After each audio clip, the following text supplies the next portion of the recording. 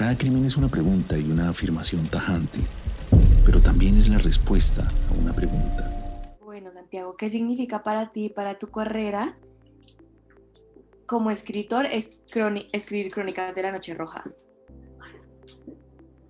Pues mira, para mí es muy interesante por varios motivos.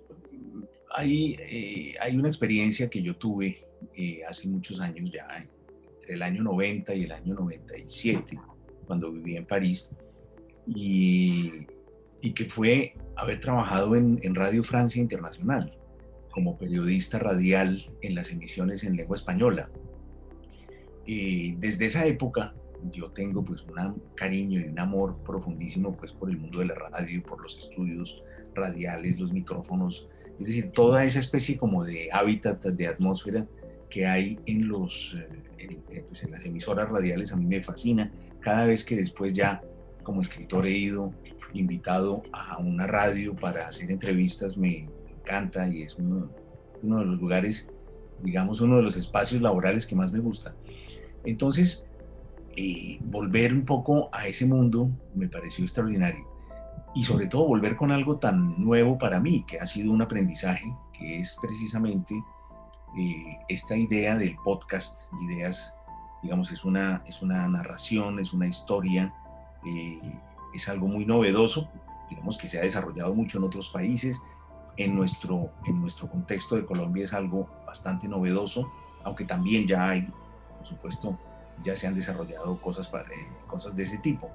Entonces, pues para mí, la idea, además de hacer unas crónicas basadas en crímenes, es algo que me atrae muchísimo también, pues porque ese mundo, el mundo, digamos, de la investigación policial, es algo que me ha traído mucho en la literatura, en el cine, que está muy presente en mis novelas. Bueno, yo no soy, digamos, un escritor profesional de novela negra, pero en todos mis libros, que son novelas normales, hay siempre episodios oscuros que son objeto de investigación por parte de los personajes y en general la investigación me parece que es algo fundamental porque tiene que ver con la curiosidad de los lectores. Entonces, para mis libros eso ha sido muy importante.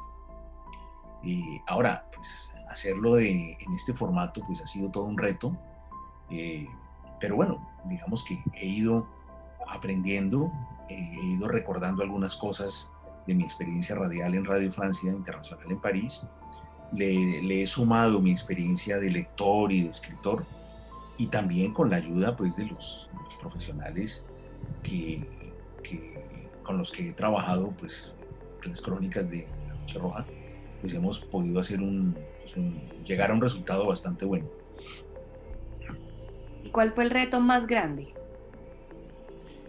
Pues mira, yo creo que una de las cosas más complicadas para un tipo de historia como esta es tener muy claro que nosotros lo que queríamos era contar una historia. Nosotros no vamos a tomar partido, nosotros no vamos a hacer, digamos, revelaciones, no es nuestro objetivo hacer grandes revelaciones investigativas, precisamente además porque en el caso del podcast que vamos a presentar, se trata todavía digamos, de una historia que no está resuelta. Entonces, lo que hemos querido nosotros es contar toda la historia con todos los detalles posibles, utilizando como fuente, pues algunas veces las personas involucradas, aunque evidentemente por tratarse de una situación que no se ha resuelto, pues fue prácticamente imposible hablar con los protagonistas. Pero lo que sí hicimos fue hablar con las personas que investigaron en su momento, reunimos todos los elementos y volvimos a contar la historia de principio a fin, con todos los detalles, con todos los matices, con cada uno de los personajes. Entonces, tuvimos, por supuesto, dificultad en encontrar fuentes. Los abogados, por ejemplo, pues decían que sí, que querían hablar, después no aparecían, porque obviamente, pues claro, para una situación que está todavía, como se dice en términos legales, sub judice, pues es complicado y es, por supuesto, comprometedor. Sin embargo, ese tal vez fue el reto más grande. Sin embargo, decidimos seguir adelante y contar la historia desde el punto de vista de todo lo que ya se sabía, de las versiones que hay en la prensa, y de los diferentes modos en que fue interpretada esa historia y ese crimen a lo largo de estos 4 años. Ya van a ser casi 5, desde que ocurrió en Bogotá la noche del 20 de octubre del 2016. ¿Y cuánto tardó la recolección de fuentes, pues toda esta parte de, pues como de reportería, de por favor, de entrevistas, si no, todo eso, cuánto duró? Pues mira, nosotros empezamos a trabajar más o menos en septiembre, Okay. y terminamos en diciembre, es decir, a medida que íbamos avanzando en la historia y íbamos conociendo los matices, íbamos conociendo los personajes que además son personas, pues vidas muy interesantes, vidas muy complejas. Lo interesante también de mirar una narración como esta y de mirar un crimen tan de cerca es que nos damos cuenta de algo que los escritores ya sabíamos, y es que todas las vidas son complejas, todas las vidas están llenas de terremotos y de tempestades y de momentos de calma y de momentos de lucidez y también de momentos de locura. Y eso lo hemos ido viendo a medida que hemos ido avanzando en cada una de las historias de los personajes. Las interpretaciones de las vidas de los demás son también cosas muy, digamos, que nos permiten como conocer un poco mejor la condición humana, las relaciones entre las personas. Como digo yo en el texto, las diferentes metamorfosis de los afectos, del amor. Es decir, estudiar un crimen es estudiar una anomalía en una sociedad. Y por eso los crímenes definen a las sociedades. El tipo de crímenes que hay en una sociedad es una forma de expresar, son formas de expresión urbana. Por eso lo dije en podcast al principio. No es igual, no son iguales los crímenes en otras culturas, no eran iguales los crímenes en el siglo XIX, no eran iguales los crímenes en épocas de guerra que en épocas de paz, no son iguales, es decir, los crímenes de alguna manera definen también los problemas y son como una especie de termómetro en un cuerpo que nos está indicando muchísimo y nos está dando muchísima información. Por eso es tan interesante mirarlos de cerca y al mismo tiempo aterrador, porque estamos también, por supuesto, en los límites y en los márgenes, como decía antes, de la condición humana, ¿no? Total. ¿Qué opinas que RTBC le esté apostando a estos nuevos formatos y géneros periodísticos?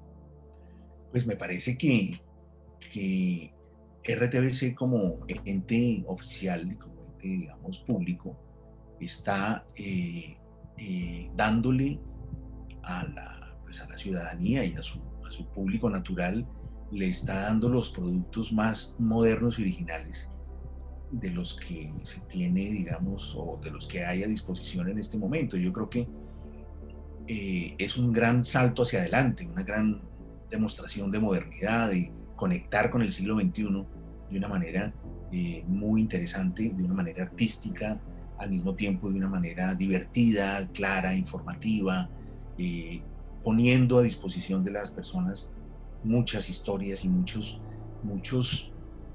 elementos que le permiten al ciudadano hoy no solamente divertirse, no solamente interesarse, sino también conocerse un poco mejor a sí mismo, conocer un poco mejor su sociedad, conocer mejor su ciudad, conocer mejor un poco su propia historia, su presente.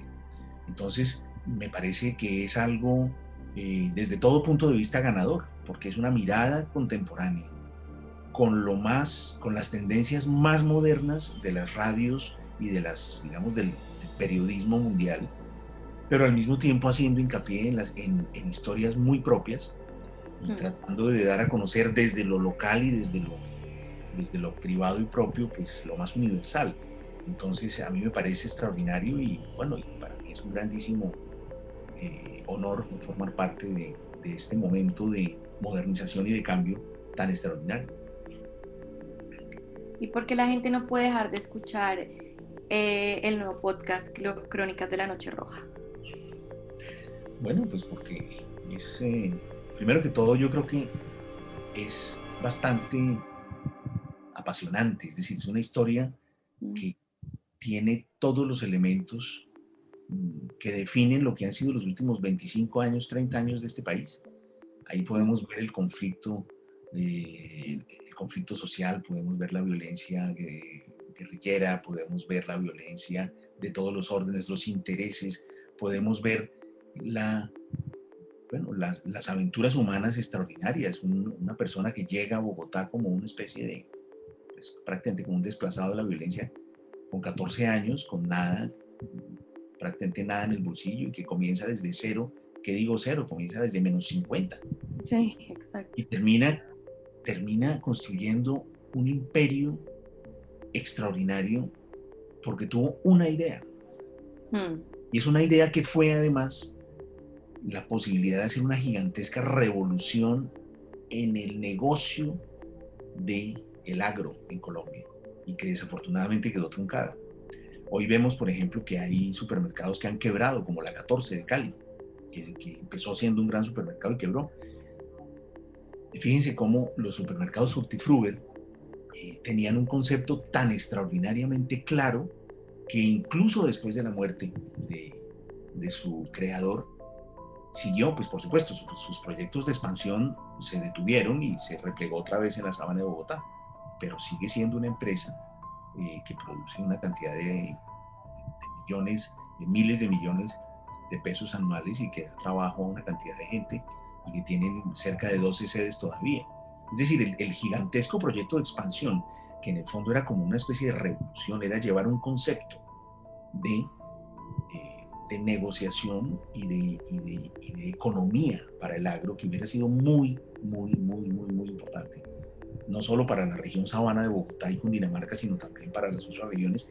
Y hubiera sido muy interesante ver cómo ese concepto de Fructifruber se hubiera enfrentado a los grandes líderes de otras regiones, como por ejemplo en el caso del Valle del Cauca, la 14, o en el caso de la costa atlántica con Olímpica.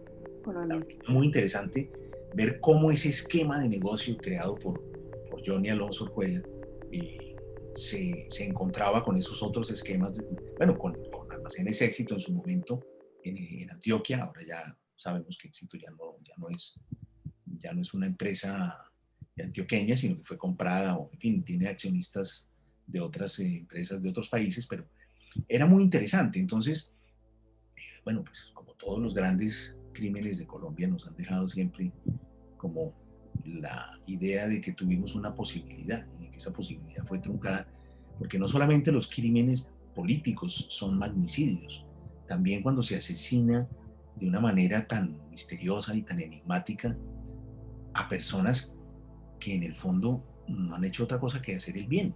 O sea, un hombre como Johnny Alonso Orjuela era un hombre bueno, que lo único que hizo fue crear un imperio comercial que favorecía a los productores. Ahora que se adelantó a su tiempo, además era un hombre adelantado de su tiempo. Ahora que vemos, por ejemplo, todos los problemas de los productores de papa en Boyacá, cuando vemos ahora cómo a raíz de la pandemia, cuál es uno de los grandes lineamientos para poder sobrevivir. Dice, pues, compremos lo local, vamos a lo que tenemos cerca. Johnny Alonso fue un adelantado. Ese era el principio central de su negocio. Sí. Y fue asesinado a los 46 años. Y eso también es un magnicidio en este país, porque era una persona que tenía un concepto muy revolucionario para valorizar de una manera extraordinaria el que es el sustento de la economía, o uno de los más grandes sustentos de la economía colombiana, que es el agro. Es que el agro en Colombia siempre se ha comparado con el petróleo de Venezuela. Es decir, el agro colombiano es nuestro petróleo. Ahora las diferentes economías extractivas nos han llevado a vivir y probablemente a veces a abusar del petróleo, pero la gran economía de este país ha sido siempre el agro, que es además la que por supuesto ocupa y da trabajo a más gente.